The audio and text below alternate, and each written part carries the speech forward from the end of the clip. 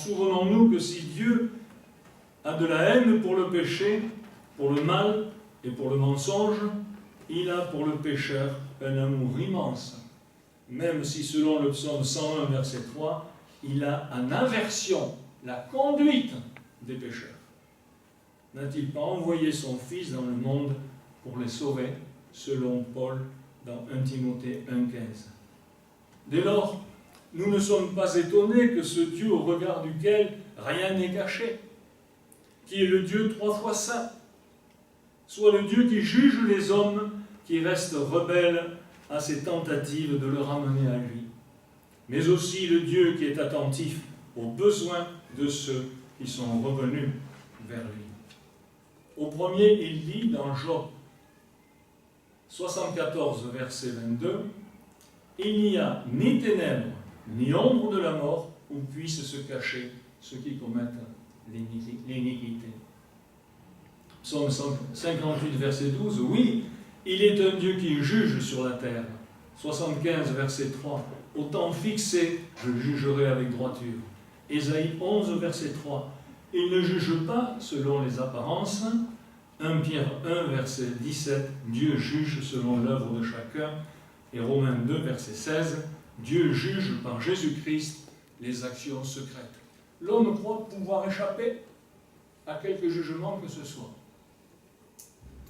Évidemment, à partir du moment où il rejette Dieu, c'est normal qu'ils se disent, bon, de toute manière, la notion du bien et du mal, c'est la société qui l'a inventée, qui lui a donné une certaine forme, et puis je ne vois pas pourquoi, eh bien, j'accepterai de me plier au code de mes semblables. C'est ce que disent entre autres les anarchistes. Selon quoi, selon leur logique, ils n'ont pas tort. Ils n'ont pas tort. Ainsi, Dieu juge, mais aussi Jésus-Christ, qui doit juger les vivants et les morts, dans 2 Timothée 4,1. Et déjà ici-bas, sa parole, qui n'est pas une parole morte, juge et convainc de péché ceux qui se laissent interpeller. C'est pourquoi nous devons utiliser la parole de Dieu quand nous parlons à quelqu'un de l'extérieur. Cette parole, elle est vivante. Et si nous avons à notre crédit quelques conversions auxquelles nous avons assisté et participé, nous savons que ce n'est pas nous qui avons converti qui que ce soit, c'est le Saint-Esprit. Nous n'avons été que les témoins. Hébreux 4, verset 12, « Nulle créature n'est cachée devant elle, car la parole de Dieu est vivante. Elle juge les sentiments et les pensées du cœur devant celui à qui nous devrons rendre compte. » Il y a là un solennel avertissement adressé à ceux qui entendent sa voix souveraine et qui rejettent ses appels d'amour à la réconciliation, à ceux qui aveuglément croient pouvoir échapper à son regard. Alors si quelqu'un ici entretenait l'illusion qu'il pouvait échapper aujourd'hui encore au regard de Dieu, alors vous avez tout faux. Laissez-vous sonder par le Seigneur et vous verrez qu'il transformera votre vie. Il a transformé la mienne. Et j'étais un rebelle, ça je vous le dis. J'avais du tempérament. Je vous ai parlé de mon père qui me courait après, mais il ne me courait pas après pour me congratuler. C'est parce que j'avais fait une bêtise. À 13 ans, j'avais pris une de ses voitures et je l'avais descendue. Et puis j'avais calé dans le cadran. Et quand il était arrivé avec son Solex, sa gabardine et son béret, et qu'il avait vu cette voiture-là, qui datait de 1928, à l'époque, mon père était mécanicien. Alors là, son sang n'a fait qu'un tour.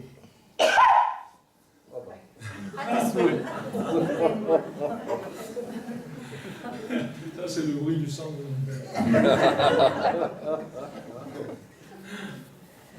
Alors, en second, c'est-à-dire à vous et moi, c'est-à-dire à ceux qui, dans la repentance et la reconnaissance, ont choisi la voie de la vérité, du salut, de la sanctification et de l'obéissance, en un mot, le chemin de la vie, Dieu ne leur épargne pas l'acuité de son regard. Car, comme nous dit Jean 3, verset 18, celui qui croit en Christ n'est pas jugé, mais c'est avec un regard de Père que désormais, il les voit. Attention, un regard de Père, ce n'est pas un Père laxiste qui nous vient des États-Unis, l'enfant roi. Vous connaissez la paroi? C'est ainsi que, comme un père, Dieu reprend et châtie ceux qu'il aime, selon Apocalypse 3, verset 19, car quel est le Fils qu'un père ne châtie pas, nous rappelle l'auteur des Hébreux, chapitre 12, verset 7. Aujourd'hui, il y a beaucoup de pères qui ne châtient plus. Ainsi, le châtiment de Dieu, qui vise à travers lui notre perfectionnement vers une plus grande sainteté, est-il, au-delà de la simple punition, un véritable bienfait.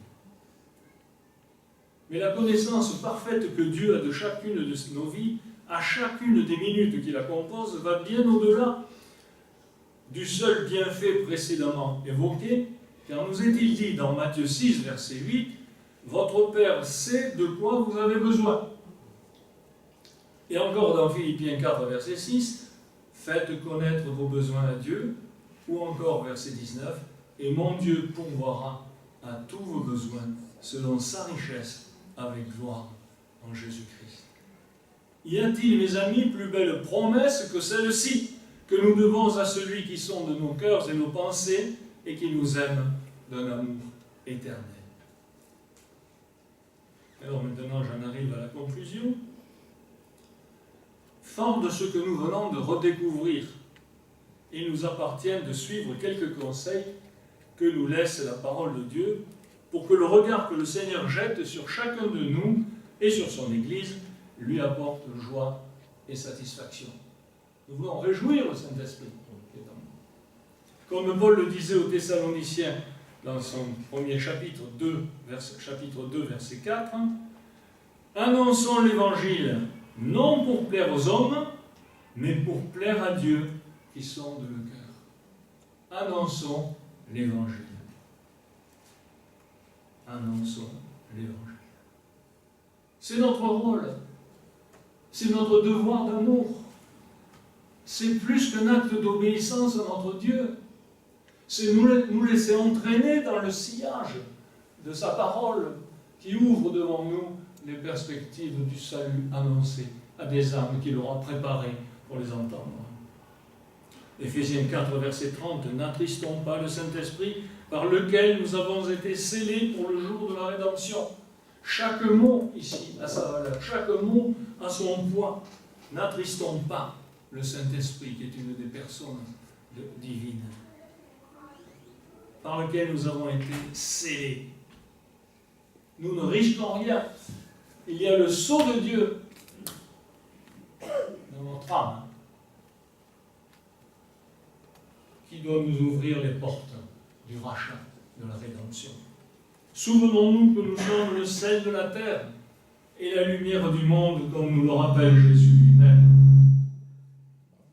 Souvenons-nous que nous sommes le sel de la terre et la lumière du monde, comme nous le rappelle Jésus-Christ lui-même dans Matthieu 5, verset 13, verset 4. Mais si le sel perd sa saveur, il n'y a plus de goût. Donc il n'a plus aucune action. Nous sommes le sel. Nous devons nous faire repérer parce que nous avons du goût. Nous dégageons un parfum, le parfum de l'amour de Dieu. Moi, j'ai le souvenir de certains amis pasteurs, non. Et le souvenir que j'ai d'eux, c'est ce qu'ils ont laissé. C'est pas l'aura des spirites. Non, l'odeur qu'ils ont laissée derrière eux et que je sens toujours. Enfin, comme le disait le psalmiste, chapitre 26, verset 2 et 139, verset 1, « N'hésitons pas à faire cette prière confiante, sonde-moi, ô Éternel, et éprouve-moi. » C'est pas anodin comme prière. Sonde-moi. Hein? C'est-à-dire, vas-y, va voir tout ce qu'il y a au fond de moi. Et éprouve-moi. Éprouve-moi. C'est un mot que j'ai du mal à prononcer, pourtant c'est la parole de Dieu. Parce que j'ai subi des épreuves. Des épreuves terribles. Tout jeune, et puis en tant que père, etc. Et en tant sacrifice. Et pourtant, l'épreuve est nécessaire. Parce que cette épreuve va nous... Au moment où nous traversons l'épreuve, qui peut être une fournaise, on a l'impression que Dieu n'est plus là.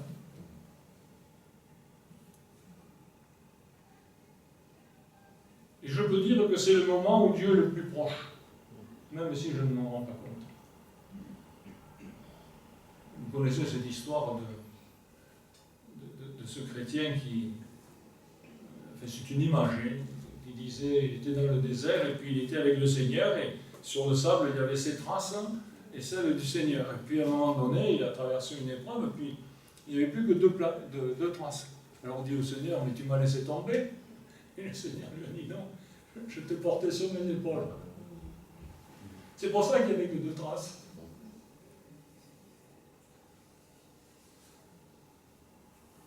Dernièrement, j'ai dû envoyer un courrier à un frère dont l'épouse est très très malade.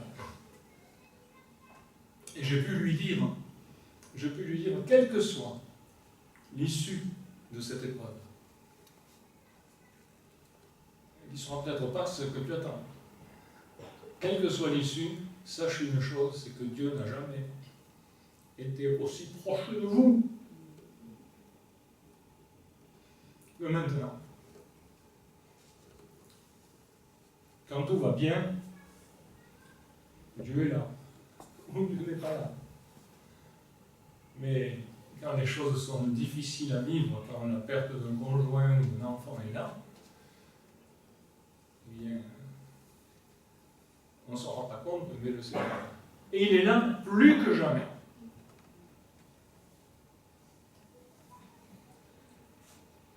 Et alors le dernier texte, « Éternel, tu me sondes et tu me connais. Éternel, tu me sondes et tu me connais. » Et le fait de savoir que le Seigneur a une proximité avec nous qui dépasse infiniment ce que nous pouvons imaginer. Là, il est avec nous en ce moment. Il est avec nous, il est avec nos frères et sœurs au Sri Lanka. Il est avec nos frères et sœurs en Syrie, ou en Libye, en Syrie. Il est avec ceux qui sont au Soudan, qui sont persécutés, au Nigeria, au Bangladesh, au Qatar et ailleurs. Il est avec eux. Et je peux vous garantir que leur situation est infiniment dramatique. Être chassé de chez soi, enfin bref, je ne vais pas sortir toutes ces abominations. Mais le Seigneur est là. Il les encourage, il les soutient. Et quelquefois même, il envoie ses anges pour les protéger contre les attaquants. Donc nous ne sommes pas dans cette situation. Mais nous devons,